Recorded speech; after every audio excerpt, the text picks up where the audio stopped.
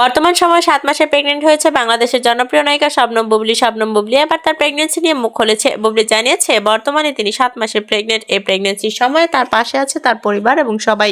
প্রথম প্রেগনেন্সিতে বুবলির পাশে কেউ ছিল না। মূলত আমেরিকায় বুবলি সন্তান প্রসব করেছিল। বর্তমানে অপু বিশ্বাস বুবলিকে সুসংবাদ জানিয়েছে এবং কংগ্রাচুলেশনও জানিয়েছে।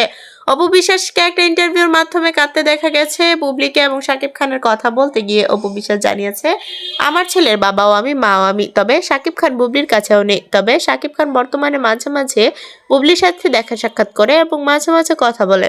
অপু বিশ্বাস জানিয়েছে শাকিব খানের কাছে বর্তমান সময়ে কিছুই নেই, শুধুমাত্র টাকা ছাড়া। শাকিব বুবলির সম্পর্কের মধ্যে যেই তৃতীয় ব্যক্তি আসতে চলেছে সে হচ্ছে বুবলির সন্তান। বুবলি তার আধিপত্য বিস্তার করার জন্য বুবলি বর্তমান সময়ে আবারও প্রেগনেন্ট হয়েছে এবং এটাই হচ্ছে বুবলির বর্তমানে জীবনের সবচেয়ে বড় ভুল, সেটা বুবলি বুঝতে পারবে। এটাই বলেছে অপু বিশ্বাস একটা ইন্টারভিউর মাধ্যমে।